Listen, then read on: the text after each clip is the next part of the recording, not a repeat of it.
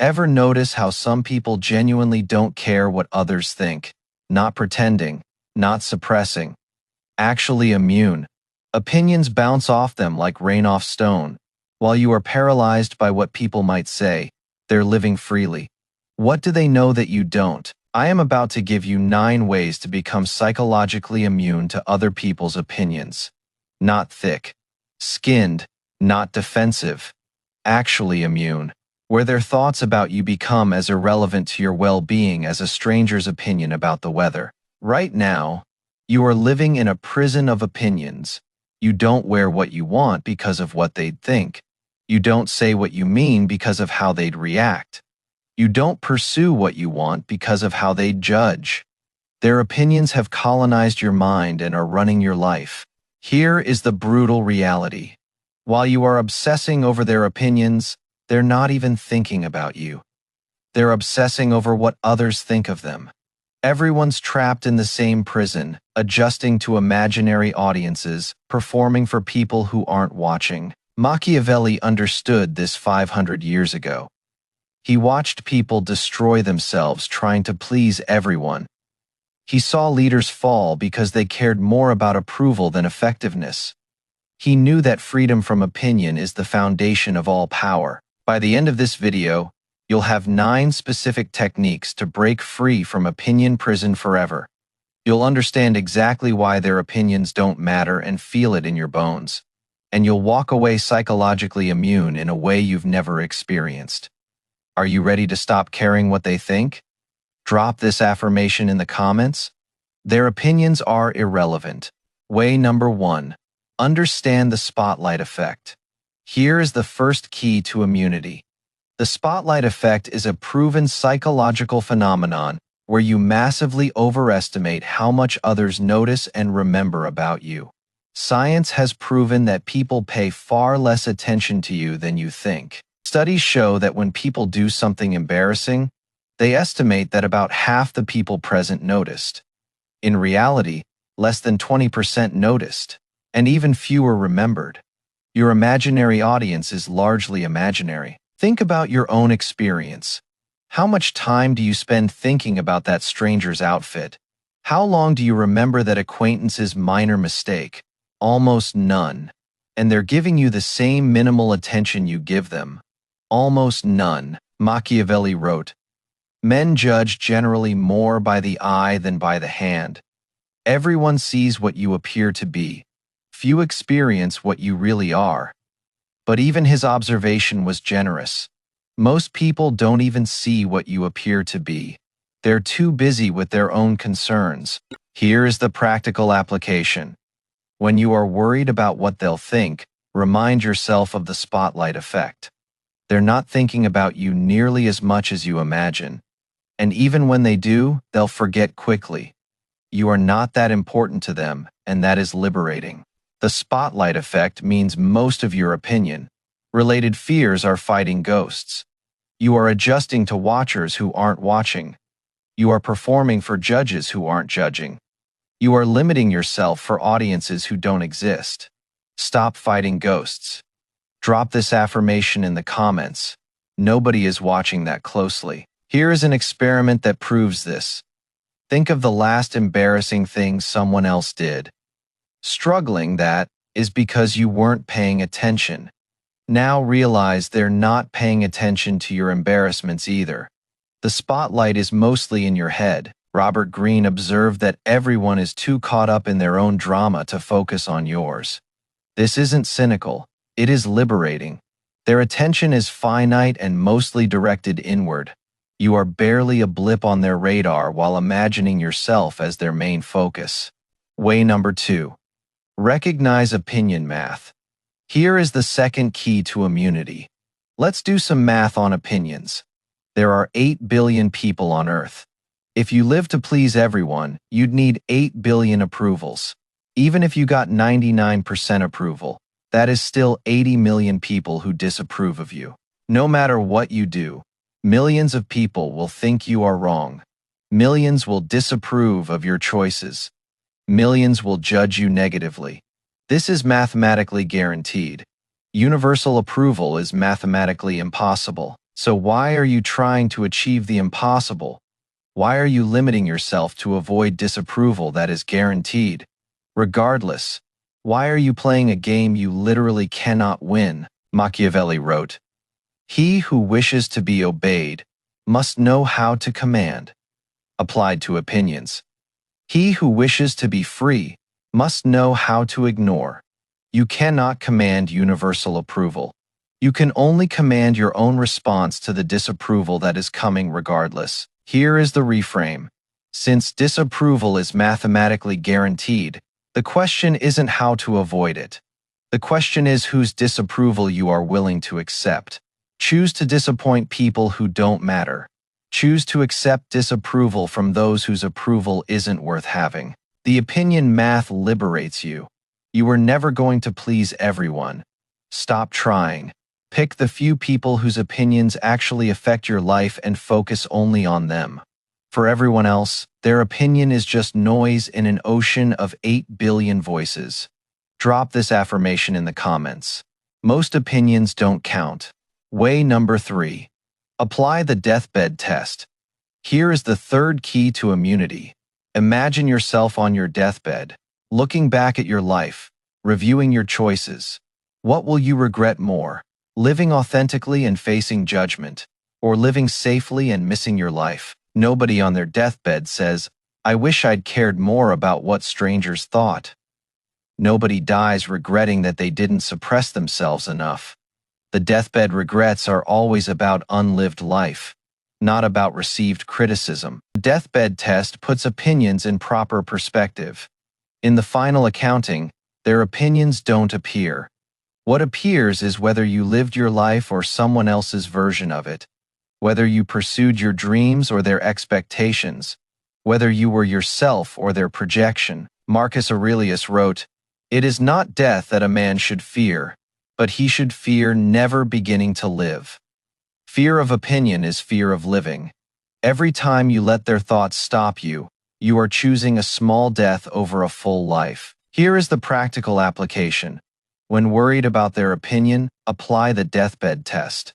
Will this opinion matter when I am dying? Will I regret following my path or avoiding their judgment? The test clarifies instantly. The deathbed test shows that opinions are temporary while life is finite. You are trading irreplaceable life moments for forgettable opinions. Stop making that trade. Live now. Let them think what they think. You'll both be dead eventually, and none of the opinions will survive either of you. Drop this affirmation in the comments. I choose life over approval.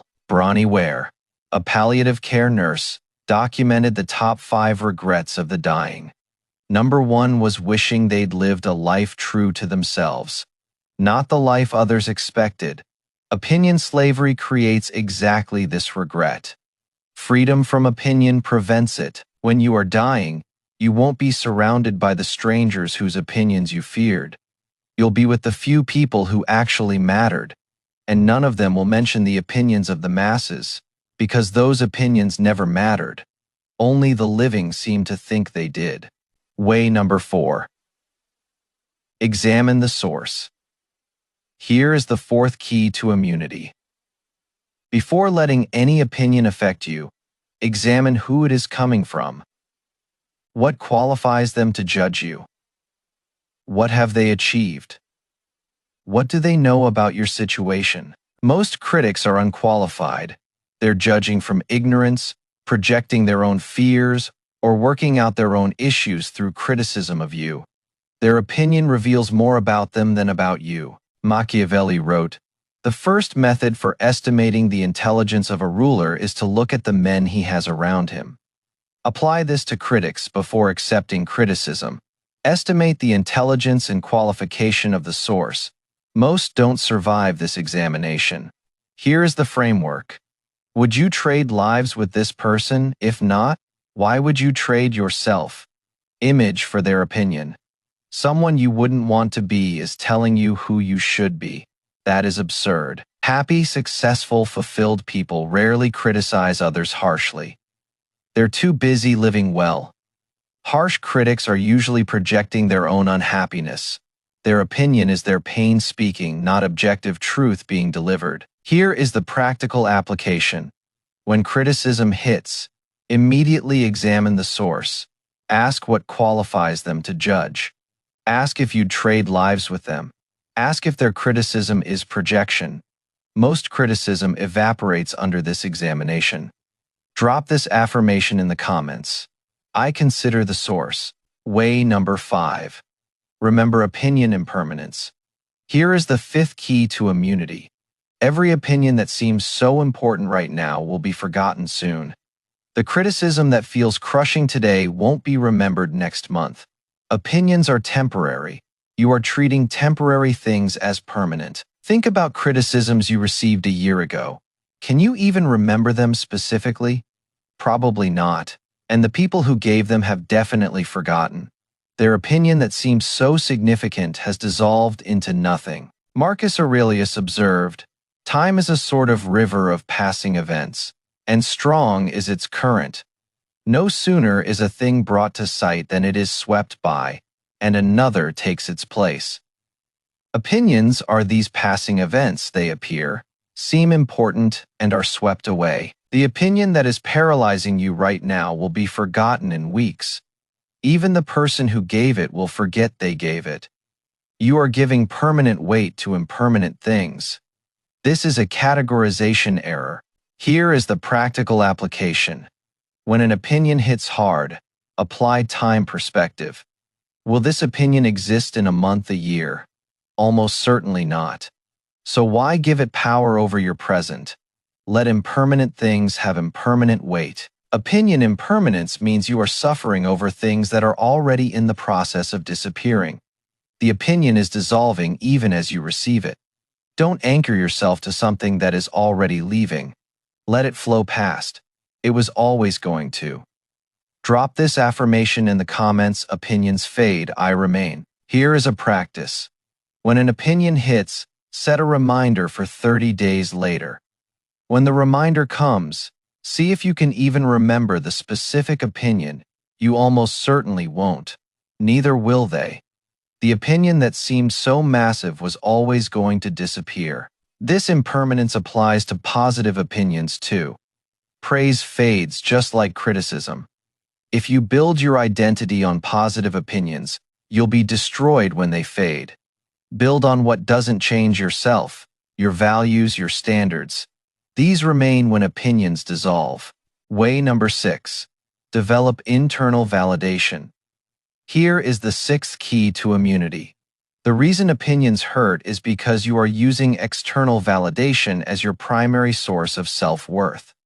When you develop internal validation, external opinions become informational rather than definitional. External validation is like renting your self-worth. You are dependent on landlords who can raise the rent or evict you at any time. Internal validation is owning your self-worth outright.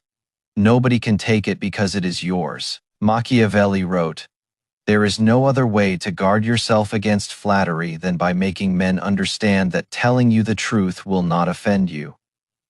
The deeper truth is that external truth can't offend you when internal truth is solid. Develop the internal and the external loses power. Here is how to develop internal validation. Set your own standards. Meet them. Acknowledge to yourself when you meet them. This self-acknowledgement builds internal validation muscle. Over time, self-approval becomes primary and external approval becomes supplementary. The internally validated person can receive criticism without damage. They can hear negative opinions without internalizing them. The opinion lands as data, not as verdict. They assess it rationally rather than absorbing it emotionally. Here is the practical application. Daily acknowledge to yourself what you did well. Don't wait for others to notice. Notice yourself. This practice gradually shifts your validation source from external to internal.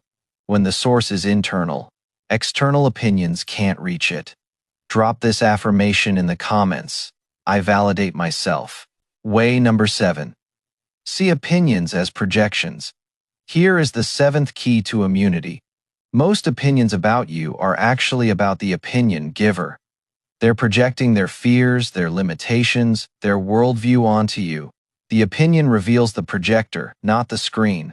When someone criticizes your ambition, they're often projecting their own fear of failure. When someone judges your choices, they're often defending their own different choices. When someone attacks your path, they're often protecting their own path from comparison. Robert Greene observed, "People around you are constantly projecting their own weaknesses onto you. They can't help it. Their perception of you is filtered through their own psychology. You are receiving distorted images, not accurate assessments." Think about it this way. The same action gets completely different opinions from different people. Your ambition is inspiring to one person and threatening to another. Your choices are brave to one person and foolish to another. This variation proves the opinion is about the perceiver, not you. Here is the practical application. When receiving criticism, ask, what does this reveal about them? What fear, what limitation, what need is this opinion expressing? This question transforms attack into information about the attacker. Seeing opinions as projections creates compassionate immunity. You don't resent the critic because you understand they're working out their own issues through you. But you also don't absorb the opinion because you understand it is about them, not you. Drop this affirmation in the comments. Their opinion is their projection. The harshest critics often have the deepest wounds. Their opinion of you is their wound speaking. Understanding this doesn't mean accepting abuse. It means not internalizing it. Their pain isn't your identity. Their projection isn't your reality. Machiavelli observed that people criticize in others what they fear in themselves. Your critic is often fighting their own shadow through you. You are just the screen their internal movie is playing on. Don't mistake the screen for the projector. When you truly understand projection, criticism becomes information about the critic rather than about you. This is genuinely useful information. Now you understand them better. Now you know what they fear, what they struggle with, what they're fighting inside. Their opinion properly decoded is their autobiography. Way number 8. Calculate opinion cost. Here is the 8th key to immunity. Every moment spent caring about others' opinions has a cost. Energy spent on their thoughts is energy not spent on your goals. Time spent worrying about judgment is time not spent on living. Calculate this cost. If you spend 1 hour a day worrying about opinions, that is 365 hours a year, over 45 whole workdays lost, to worrying about thoughts that exist in other people's heads. Thoughts you can't control. Thoughts that are mostly about them anyway. Machiavelli observed that effective rulers focus resources on what produces results. Opinion worry produces nothing. It doesn't change the opinions. It doesn't improve your life. It just consumes resources while delivering nothing. Here is the opportunity cost. That mental energy spent on their opinions could fuel your projects. That emotional space occupied by their judgment could hold your creativity. That time wasted on worry could build your dreams. The cost isn't just what you spend. It is what you don't build. Here is the practical application. When you catch yourself caring about opinions, calculate the cost. What could you do with this mental energy instead? What could you build with this emotional space? Make the cost visible and the habit becomes obviously expensive. Opinion. Worry is an expensive habit with no return on investment. Once you see the cost clearly, continuing the habit becomes irrational. You are paying premium prices for nothing. Stop paying, redirect those resources to something that actually produces. Drop this affirmation in the comments. Opinion worry is too expensive. Way number 9. Practice deliberate exposure. Here is the 9th key to immunity. The final technique is deliberate exposure. Immunity builds through controlled contact with what you fear. Deliberately do things that will generate opinions and practice not caring. This builds the immunity muscle. Start small. Wear something slightly unusual. Express an unpopular opinion in a safe context. Do something you've been avoiding because of potential judgment. Notice the opinions that follow. Notice that you survive them. Notice that life continues. With each exposure, your tolerance increases. The opinions that once would have crushed you become manageable, then become minor, then become nearly unnoticed. This is how immunity develops. Through graduated exposure, not avoidance, Robert Greene wrote. Enter action with boldness. Boldness invites opinion, but boldness also builds opinion immunity. Each bold action followed by survival of the resulting opinions teaches you that opinions don't kill. This lesson repeated becomes immunity. Here is the practical application. Weekly, do one thing you've been avoiding because of potential opinion. Start small, but start. Each survived opinion builds immunity. Each realized fear proves unfounded. Gradually increase the exposure. Watch your immunity grow. Avoidance maintains sensitivity. Exposure builds immunity. You've been avoiding and staying sensitive. Start exposing and start building immunity. The opinions will come regardless. You might as well become immune to them. Drop this affirmation in the comments. I build immunity through exposure. Here is an advanced exposure technique. Deliberately invite criticism. Ask for honest feedback. Request opinions you might not like. When you are the one inviting the opinion, it arrives on your terms. You've controlled the frame. This practice rapidly builds immunity. Each exposure proves the same lesson. Opinions don't kill you. Criticism doesn't destroy you. Judgment doesn't end you. You survive every single time. And with each survival, the fear of the next opinion diminishes. Eventually, it becomes hard to even remember why opinions scared you. The goal is reaching a state where opinions are simply data. Interesting information about other people's perspectives, neither damaging nor defining. Just input you can use or ignore as you choose. Exposure is the path to this state. Here is what happens when you apply all 9 ways. When you understand the spotlight effect. When you see the opinion math. When you apply the deathbed test. When you examine the source. When you remember opinion impermanence. When you develop internal validation. When you see opinions as projections. When you calculate opinion cost. When you practice deliberate exposure. You become psychologically immune. First, you stop hesitating. Actions you avoided because of potential judgment become simply actions. You do what you want, pursue what you want, say what you mean. The opinion filter is removed from your decision making. Second, you become authentic. Without the constant adjustment to others' expectations, you finally express who you actually are.